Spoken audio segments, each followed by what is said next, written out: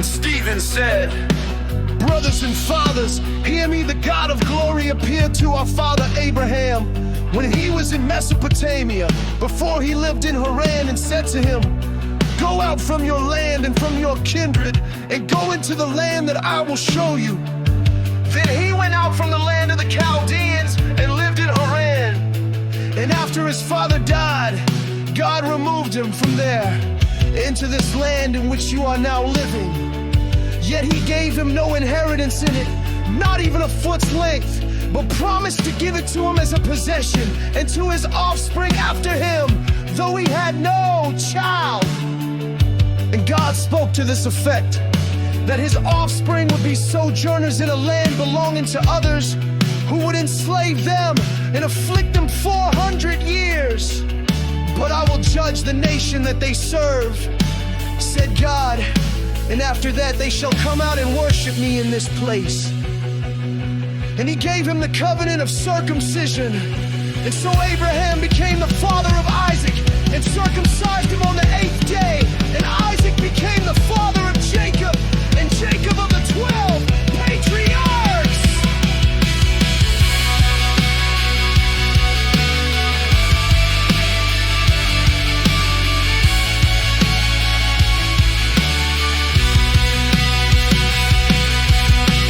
And the patriarchs, jealous of Joseph, sold him into Egypt, but God was with him and rescued him out of all his afflictions, and gave him favor and wisdom before Pharaoh, king of Egypt, who made him ruler over Egypt and over all his household.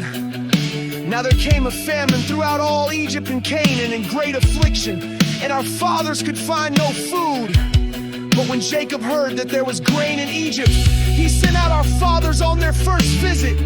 And on the second visit, Joseph made himself known to his brothers, and Joseph's family became known to Pharaoh.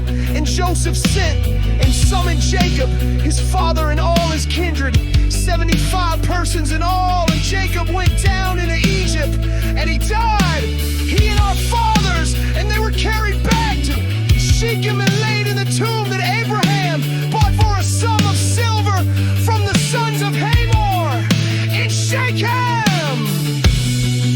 But as the time of the promise drew near, which God had granted to Abraham, the people increased and multiplied in Egypt, until there arose over Egypt another king who did not know Joseph. He dealt shrewdly with our race and forced our fathers to expose their infants so that they would not be kept alive. At this time Moses was born, and he was beautiful in God's sight, and he was brought up for 3 months in his father's house. And when he was exposed, Pharaoh's daughter adopted him and brought him up as her own son.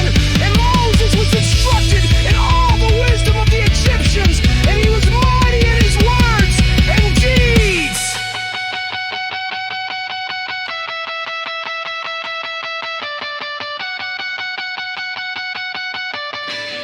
When he was 40 years old, it came into his heart to visit his brothers, the children of Israel.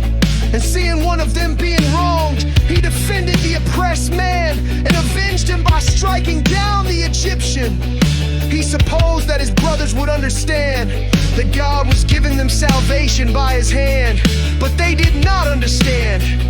And on the following day, he appeared to them as they were quarreling, and tried to reconcile them, saying, "Men, you are brothers. Why do you wrong each other?" But the man who was wronging his neighbor thrust him aside, saying, "Who made you a ruler and a judge over us? Do you want to kill me as you killed the Egyptian yesterday?" At this retort, Moses fled and became an exile in the land of Midian, where he became the father of 2 sons.